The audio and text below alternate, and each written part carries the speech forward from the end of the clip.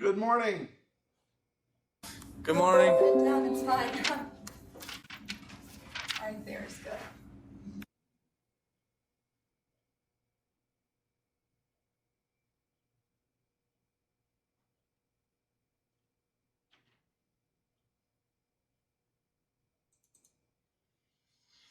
All right. Well, let's see. Who's missing in Joseph City? No one. I think everybody's here. They're just on. They're coming. Okay. Thank you. And how about in Holbrook? There's Serena, Caitlin, Serena, Tara, Madison, Andres. Raylan. All right. Wait a second. All right. Serena, Madison, Yeah. Andres, Yes. and who else? Caitlin. All right. Hold up. Caitlin. Uh-oh.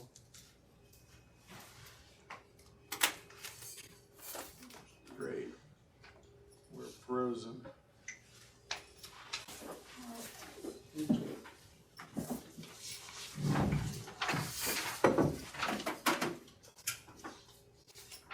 Well, let's see if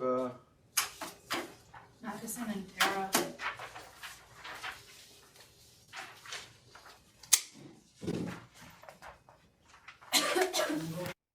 okay, or it's not frozen now. Andres and who else? Madison and Tara. Madison, Tara, and Caitlin. Yeah.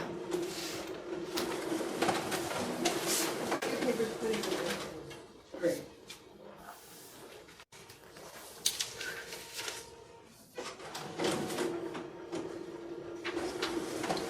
All right. Is that it? You got everybody else?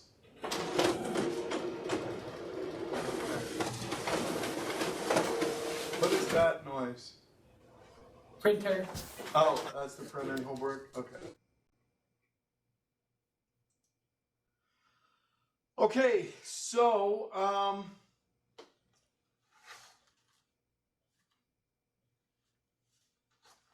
right, so let's see. So tomorrow,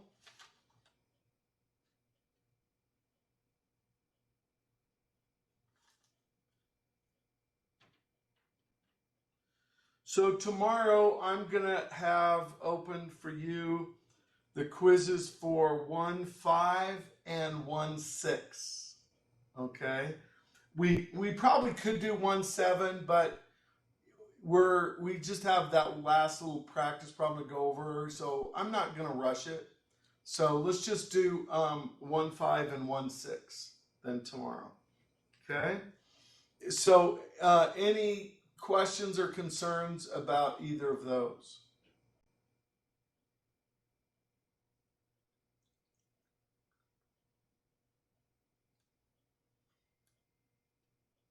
All right. Let's see. Okay. So let's go to 1.7. We were on the very last practice problem. And okay, so there it is. So we're gonna, our goal here today is to do this problem and then start in on 1.8. Okay, now just so you know, when we get to chapter 2, we'll actually, the pace will pick up, the lessons are shorter. Anyway, so they'll actually go a little quicker. All right, so we were going over this, so let's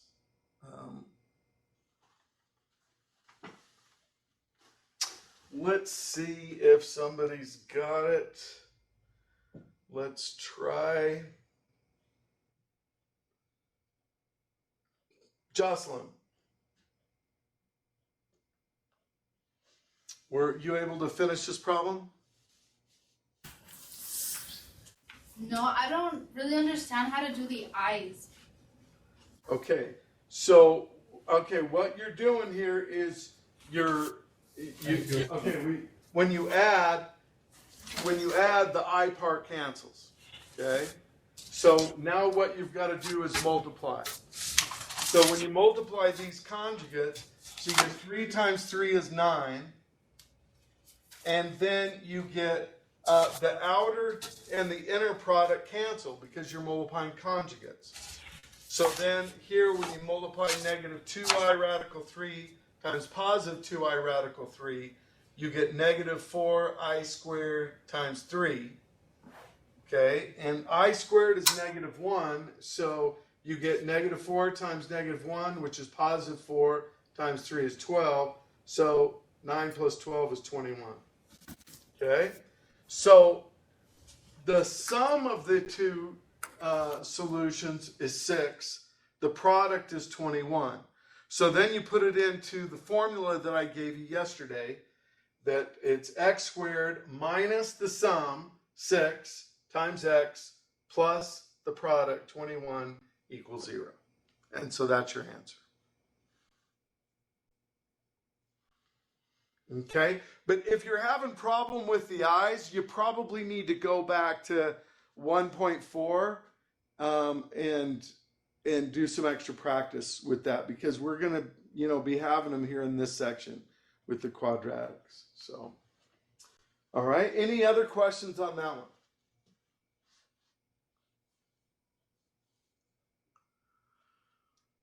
Okay, yes, sir. How did you get the sum of 6? Okay, so you add these two together, and when you add the real parts, you get 3 plus 3 is 6, and then the imaginary parts cancel. Because one's plus and one's minus, and they're the same thing, so they cancel each other. So when you're adding, it's just 3 plus 3 is 6. Okay, thank you. You bet. Thank you for the question. Any other questions on this problem?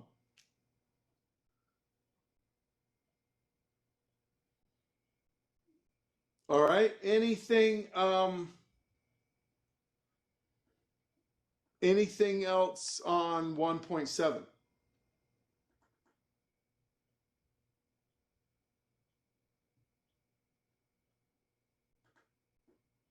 Okay.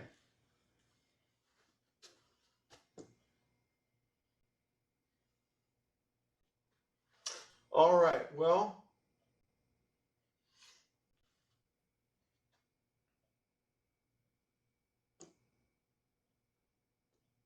so we're going to start the last section here in chapter 1.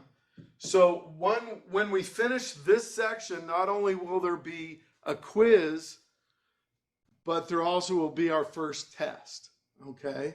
Now the quizzes have been worth 5 points. Let's see, is Naomi there in Holbrook? No, she's not. Oh, okay, because you forgot to mention her name. Okay, so She just came in. Just ask her. oh, I must have been thinking of her, and she came in. Okay, Sorry. great. That's all right. I willed you here. No, here a question had come up about grades, and I was just going to say is that up to this point, all we've had are 5-point quizzes. Okay, the test after this section is worth 100 points. So if you want to pick up your grade, the best thing you can do is do great on this test. And you will get 2 shots, and it is open book and open note, just like the quizzes. But you can't help each other out or anything like that. But if you study and practice, so between now and then, where if you need help with complex numbers, or you're focusing on this, you've got a little time to do some more practice problems. Basically, the students that just show up to take the test and haven't done any of the practice in the book are typically the students that really struggle with their grades. So you need to do some practice problems, and there's nothing wrong with studying for the test together or that kind of thing. But so we're going to do this section, and we'll finish it today or Thursday, and then we will have the test. So just kind of want to let you know about that. Okay? So that'll be coming up. All right. So this section is on rational and radical equations. Okay. So remember when we simplified radical expressions earlier is where you had a polynomial is like a fraction. And so the idea is that you treat it like fractions. Okay. Well, a rational expression is any expression that can be written as a quotient of polynomials.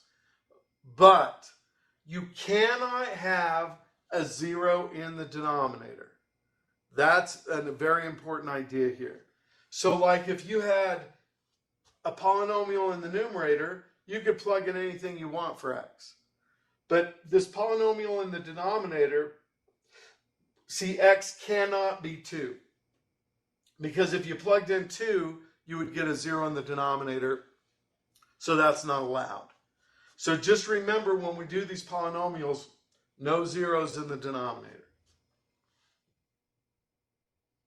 Okay, now when we're simplifying, the big idea here is to factor before you cancel. Okay, so like here in this numerator, that's the difference of 2 cubes. So you would factor that using the difference of cubes formula, which is I've got right up there. Okay, the denominator is you just factor out the GCF, which is x. And now see, you can cancel the x minus 2's. Now, so factor before you cancel. That is kind of the big idea here. See, what a lot of students want to do is they'll want to factor the 2 with, cancel the 2 with the 8, or the x squared with the x cubed. You cannot do that because they're not factors. So you have to factor and then cancel common factors. And so then once you cancel common factors, see the x minus 2's go away, and then you just write what you have left. X squared plus 2x plus 4 over x. Now, what this is saying over here in black, x cannot be 0 or 2. So here, if x is 0, that gives us a 0 in the denominator. Or here, if x is 2, so even though we canceled that factor, we still are not going to allow you to plug in 2. Because that will give us a 0 in the denominator in the original problem. Okay? All right, any questions on that one?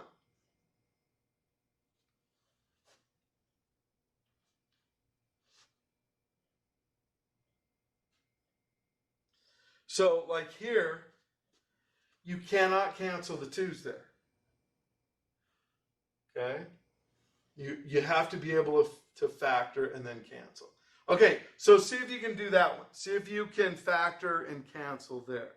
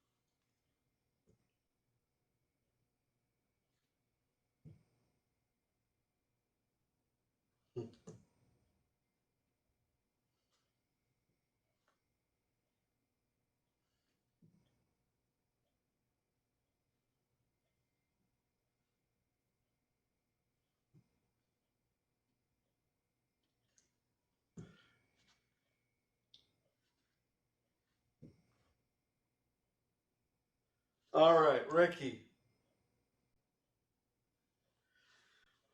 Ricky, were you able to cancel anything? After you factor. Okay, so what do you factor how do you factor the numerator? Wait, what was that? How do you factor the numerator? To x plus 2 and x minus 3. Okay. All right, and then what can you cancel then? The x minus 3, because the bottom is the same thing. Yeah. Well, it's actually not the same thing, but you can still cancel. Oh. So you're right and you're wrong. So what it is if it's plus, then x plus 3 and 3 plus x do mean the same thing. But if it's minus, it's not exactly. But what you can do is to switch it around. If it's minus, is factor out a -1. So because 3 minus x is the same thing as negative x plus 3. And then if you factor out a -1, then you can make it x plus 3. So another way that you can do that is just cancel, and instead of leaving a 1, you make it a -1.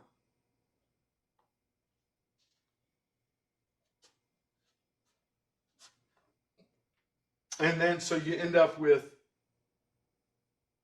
-1 times x plus 2 is your answer.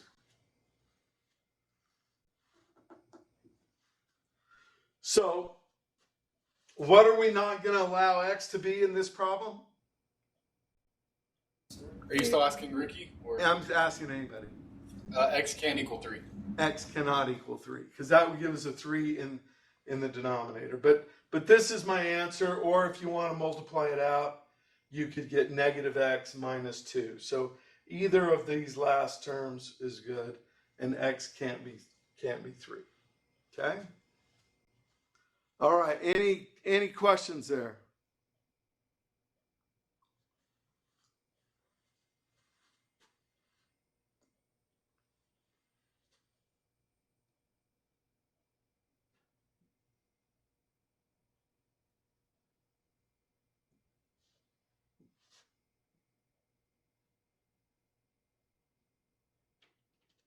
Okay, now when we're combining rational expressions, says the first step to combining rational expressions is to find a least common denominator. Okay? So just like with fractions, 1/2 plus 1/3, you find the least common denominator of 6. Same thing here. If it's x over 2 plus x over 3, you find the least common denominator of 6. And then you rewrite them with a common denominator. All right, so now to find the least common denominator, you might have to factor everything. Okay? So here, if you factor this numerator, it factors to x minus 2, x minus 1, x plus 2. This is the difference of two squares. It factors to x minus 2, x plus 2. So each one of these factors has to be in the least common denominator. So the least common denominator here is x minus 1, x plus 2, x minus 2. So then you say, well, what do I need to multiply each thing by? So here I put them under that common denominator. But now I'll say, okay, in this first term, I needed an x minus 2. So I multiplied 2x minus 1 times x minus 2. In the second term, I had an x minus 2 and x plus 2, but what I didn't have was x minus 1. So I have to multiply that numerator by x minus 1. Now, don't multiply out the denominators. Just keep them factored, but simplify the numerator and see if something cancels.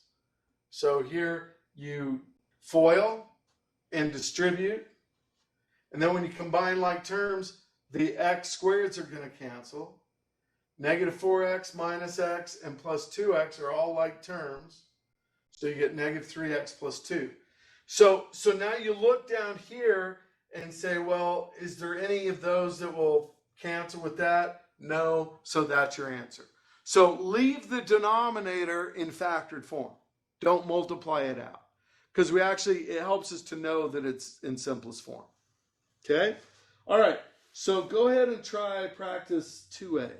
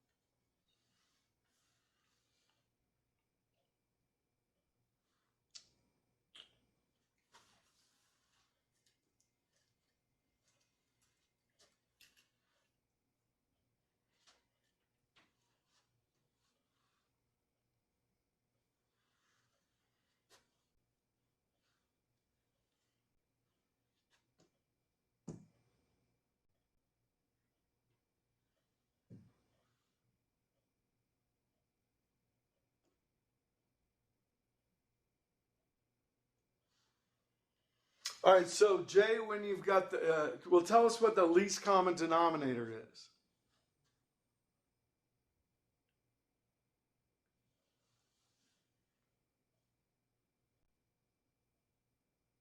Is it x plus 3x minus 3?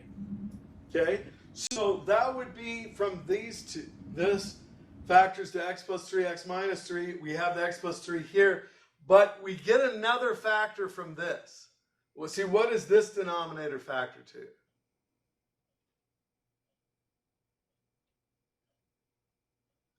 X plus 2, x minus 3. Right. So see, then we're going to need that x plus 2 in the as the least common denominator. So the least common denominator is going to be x plus 3, x minus 3, x plus 2. Okay? All right, so keep working. Just want to make sure we all have the LCD.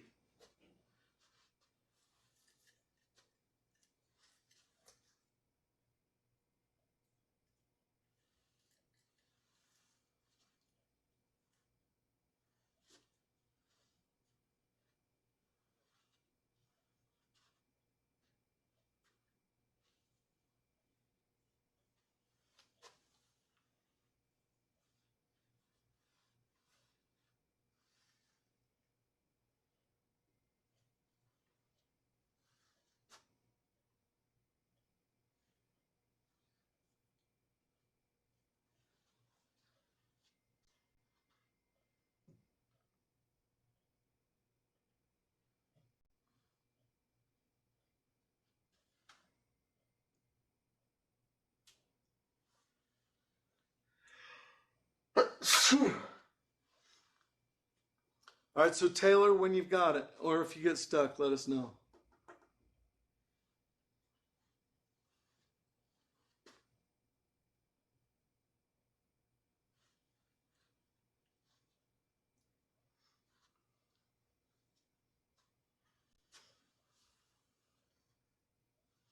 X plus 5 over x plus 3.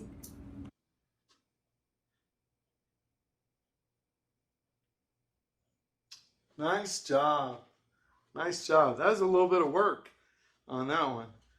Okay, so let's just kind of, I'll just go through it quickly, and then if somebody needs me to spend more time, then I will. So the first term, the x plus 1, you have to multiply by the other terms in the LCD. So you need to multiply it by x minus 3. Oh, actually, you know what I did? This right here, this numerator, x plus 2, x minus 1, if you cancel that, x plus 2, then you don't have to have an x plus 2 in your least common denominator. So, Jay, so Rookie, that's probably what you did. So I didn't.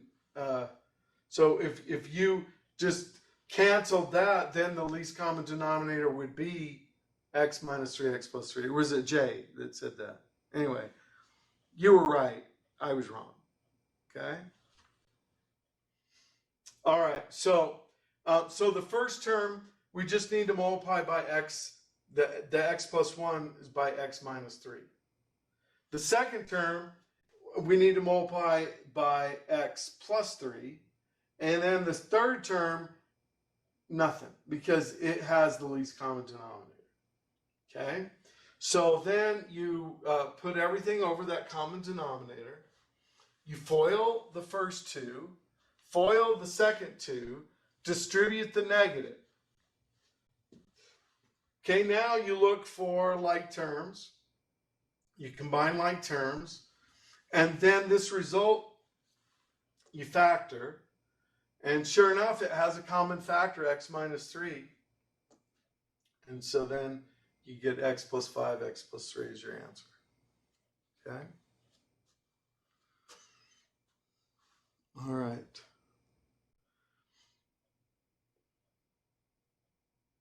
All right, so anyone need me to go through it in more detail? Yes. Okay. All right, so let's back up. So first, when we're trying to figure out the least common denominator, you factor all the denominators. But this numerator here, because it has an x plus 2 factor, you can cancel that and simplify it to x minus 1, x minus 3. So now as you look at your denominators, see you have x plus 3, x minus 3, and x minus 3, x plus 3.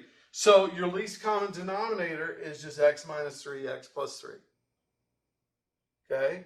So then you multiply each fraction, each rational expression, by what you don't have to get that common denominator. So we want a common denominator of x plus 3, x minus 3.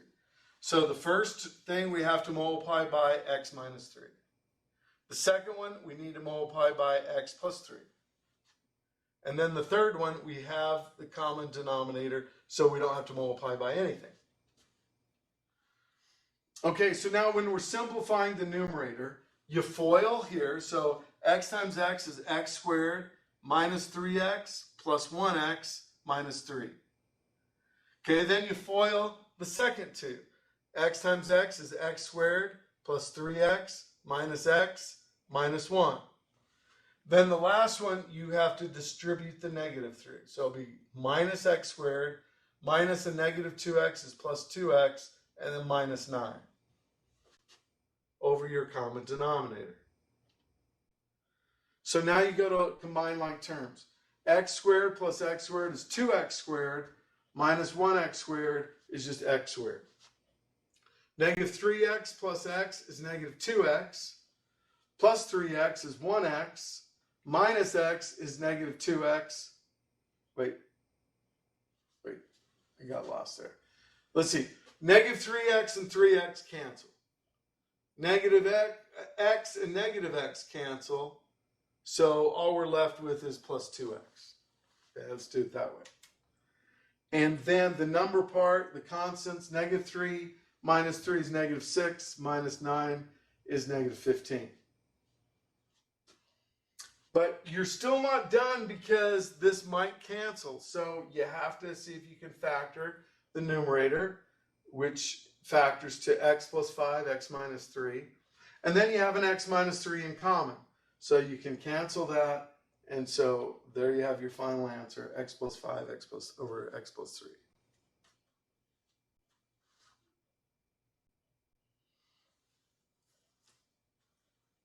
All right?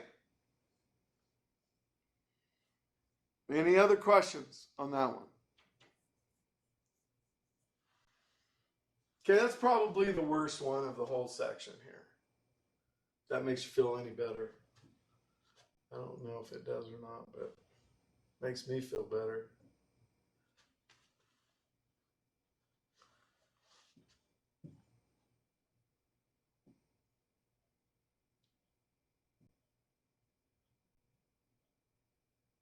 All right. When multiplying or dividing rational expressions, again, you want to factor first. Factor first. Actually, I'm gonna change that up a little bit. I'm going to say factor first, then cancel, then multiply or divide. Then cancel,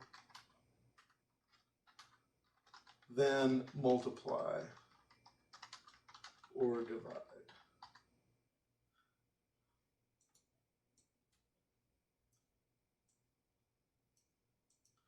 Okay, because even with little easy fractions like this, I've always been sort of surprised at the number of students that learned to just multiply across. And I'm always surprised by the number of students that would do 18 divided by 60 and then try to simplify that. That's a much harder problem. And when we start dealing with algebraic expressions, it makes it almost impossible if you multiply first. It's a much more difficult problem. So we're going to look to cancel first. Okay, factor if we need to. and then multiply across or divide or whatever. 3 times 1 over 1 times 10. That's a much easier problem. All right.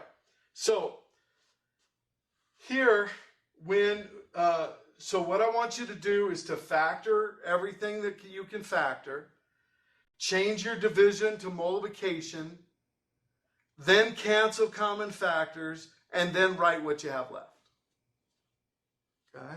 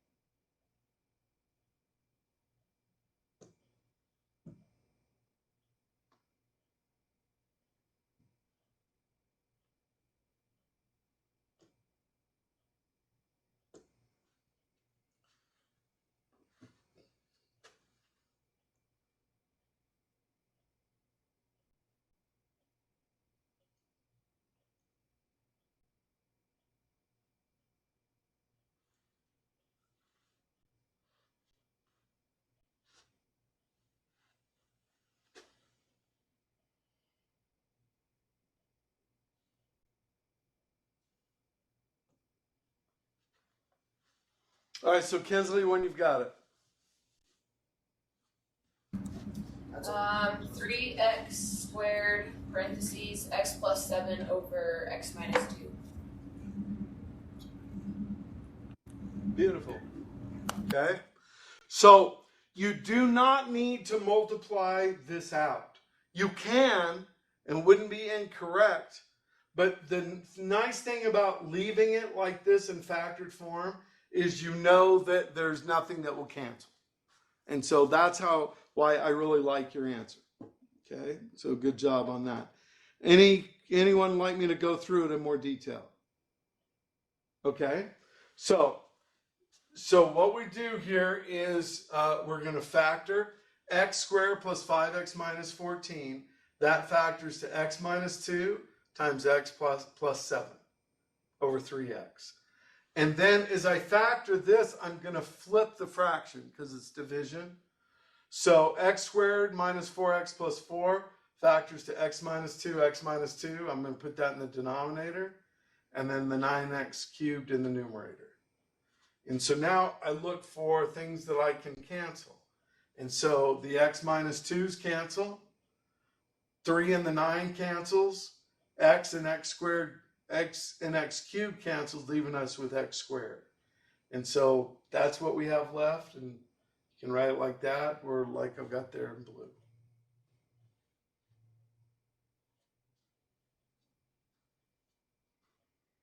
All right. Any other questions?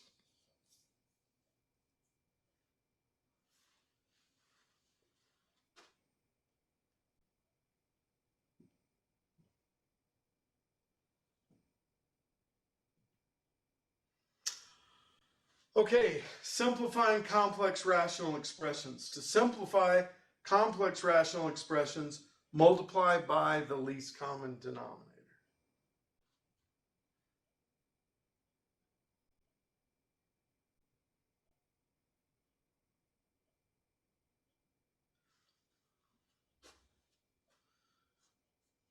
Now, there are complex fractions that are simpler than the ones that we'll typically have.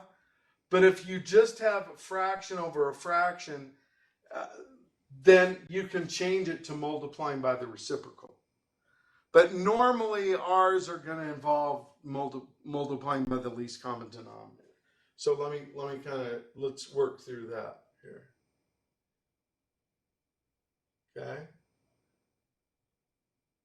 So here, you look at all your little denominators and you say, what is the least common denominator of x plus h, x, and h? Well, it would be all three of those. So that would be the least common denominator. Actually, well, this is I'm gonna do another trick here. Let's go to the practice problem instead. Okay, so on this one, it's kind of hard to tell with the negative exponents what the least common denominator is. So what you want to do is actually rewrite it using the elevator rule four times. So x to the minus 1 is 1 over x. Y to the minus 1 is 1 over y. X to the minus 2 is 1 over x squared. And y to the minus 2 is 1 over y squared. So what's the least common denominator of all four of these little denominators?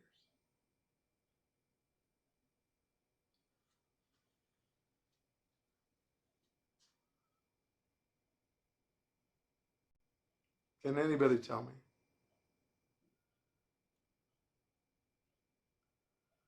What's the least common denominator of x, y, x squared, and y squared? Is it 1 over x squared minus y squared? No, no minus. No minus. If you just look at the denominator, see, look, if I had, if I had 1/3 divided by 1/2. See, what's the least common denominator of 2 and 3? 6. So you multiply them. You don't add them. You multiply them together. So let's go back. Let's see if you can do this again. So what's the least common denominator of x, y, x squared, and y squared? X squared times y squared? Yes, x squared times y squared. Okay? So what do you do with that? You take that least common denominator and multiply everything in the numerator and the denominator by x squared, y squared. And then your complex fraction should simplify. So go ahead and try that and see if you can finish off the problem.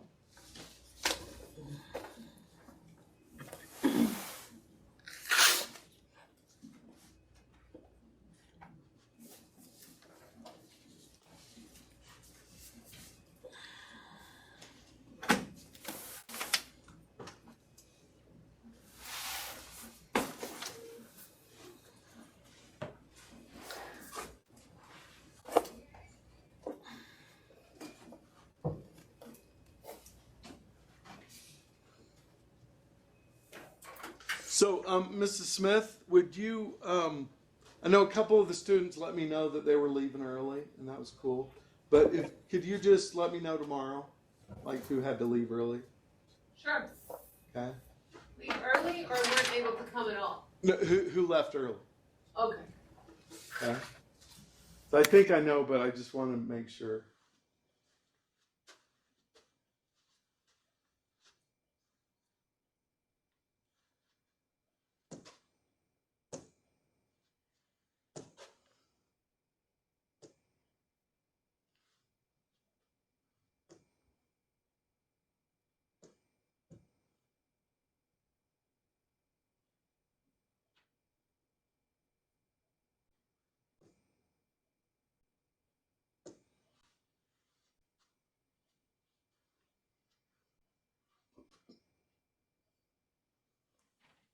All right, Seth, when you've got it.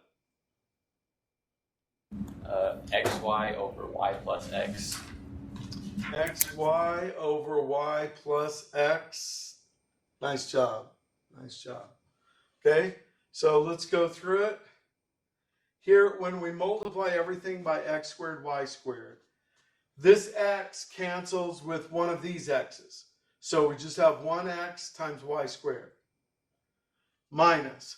This y cancels with one of these y's, so you have x squared y. Okay, when you multiply this one, the x squareds cancel, so you have y squared. And then here the y squareds cancel, so you just have x squared. So again, notice once you do that correctly, you shouldn't have a complex fraction anymore.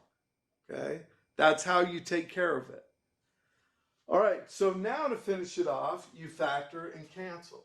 So you say, okay, what's the GCF here? Looks like you've got an x in each of these and a y. So you factor out x, y, and you're left with y minus x. Then this is the difference of two perfect squares. So this factors to y minus x times y plus x. Then the y minus x's cancel, and then that gives us the answer that Seth said.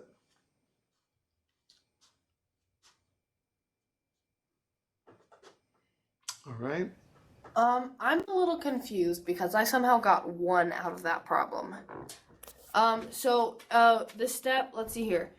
I got xy squared minus x squared y over xy squared minus x squared y. No, in the denominator,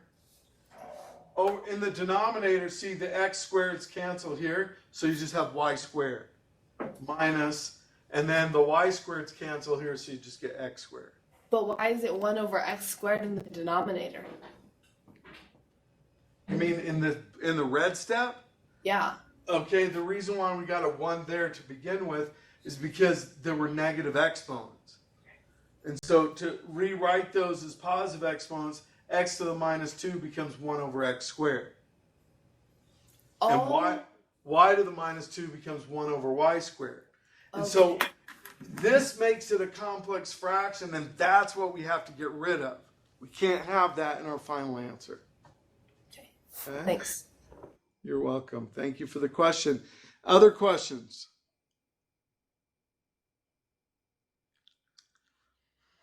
All right.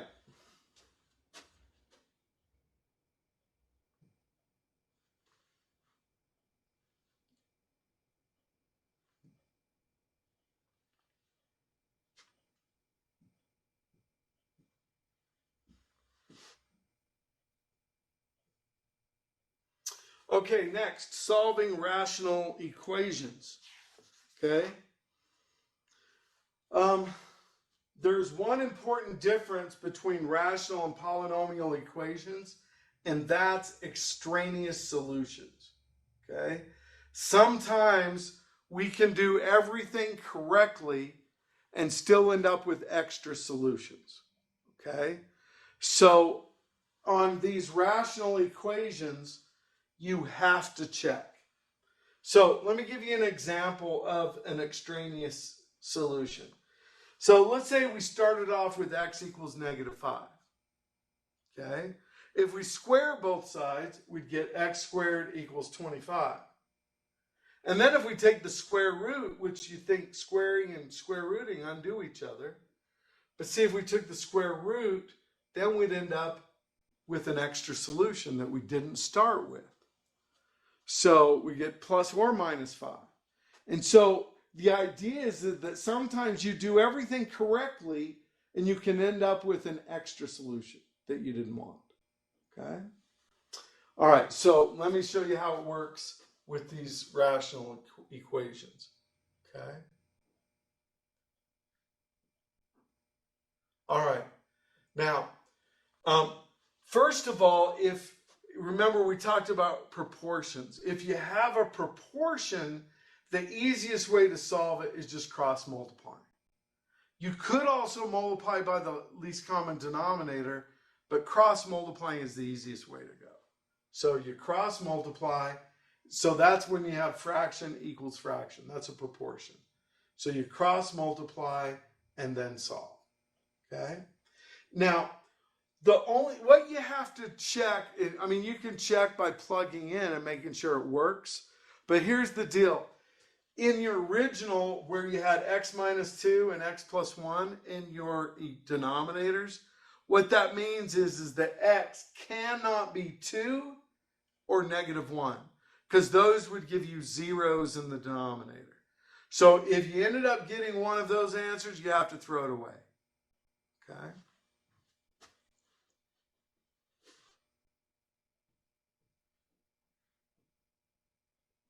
All right, now you might say, well, is this a proportion? Yes, you could think of this as a proportion, and you could solve it that way. Think of it 0 as 0 over 1 and cross multiplying. The other way that you could think about this, that there's another shortcut. So cross multiplication is a great shortcut.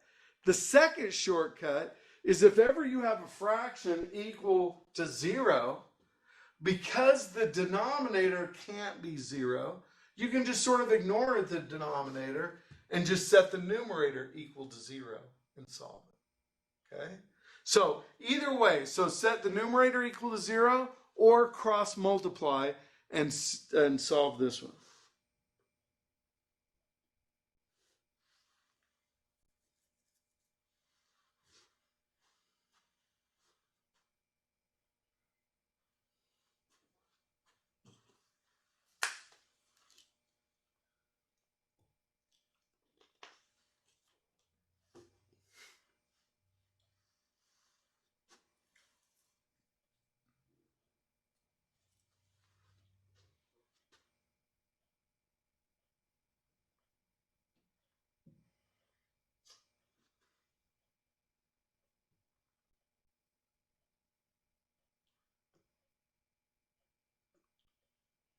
All right, so Ricky, when you've got it.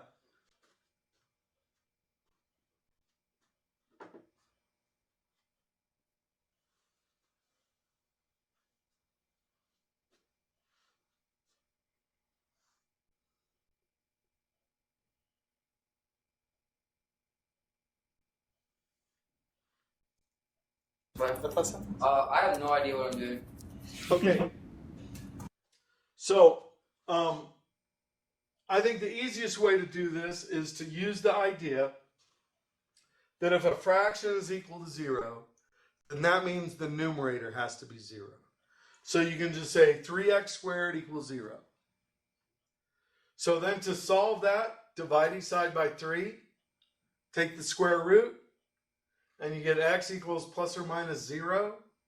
So x is equal to 0. Okay. Probably some of you were able to figure that out in your head. Pretty impressive. All right, any questions on that one?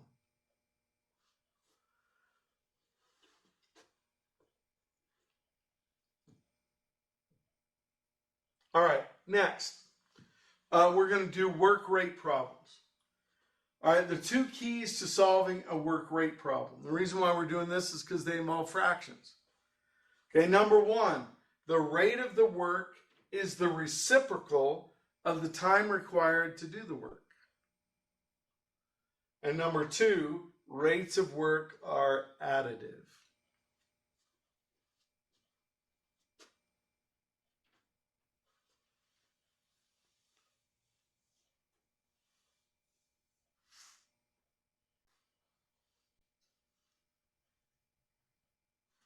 So what that means is if I'm working with somebody, then the amount of their work is added to the amount of my work to help us get the job done quicker. Okay? So it's all theoretical. We're not like messing around, taking more time.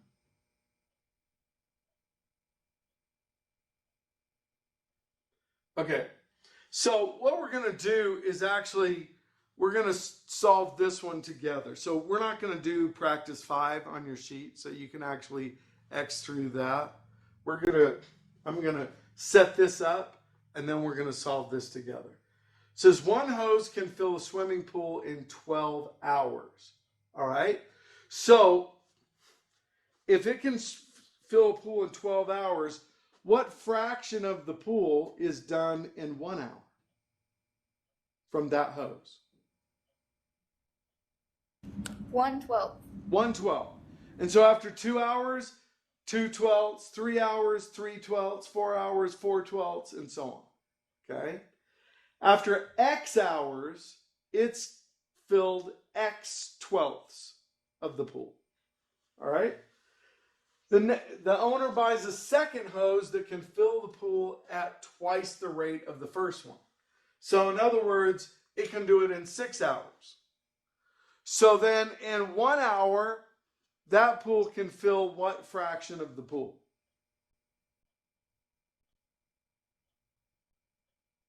If it takes it by itself, it can fill the pool in 6 hours. Then what fraction can it do in 1 hour? 1/6. 1/6. And then 2 hours, 2/6, and 3 hours, 3/6, and so on.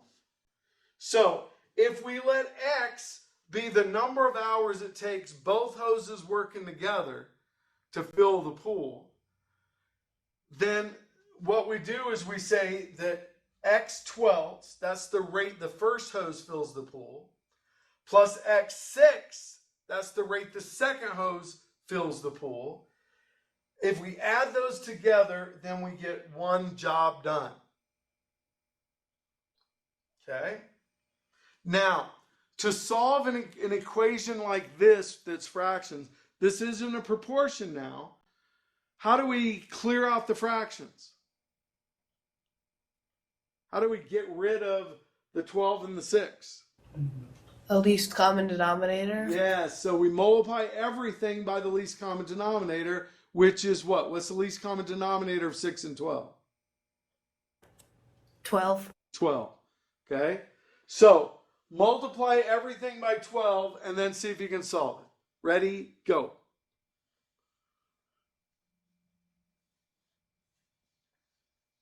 So you're going to multiply every term by 12 and then solve it.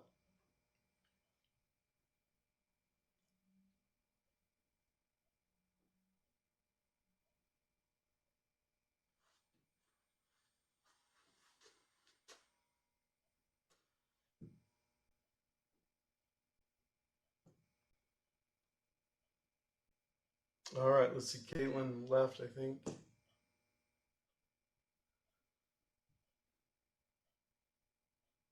Okay, Hannah, when you've got it.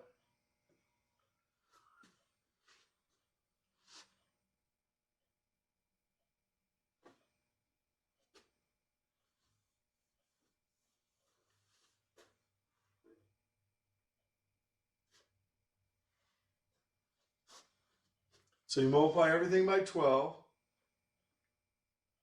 The 12s cancel here. The 12 cancels with the 6, leaving you with 2x. And 1 times 12 is 12.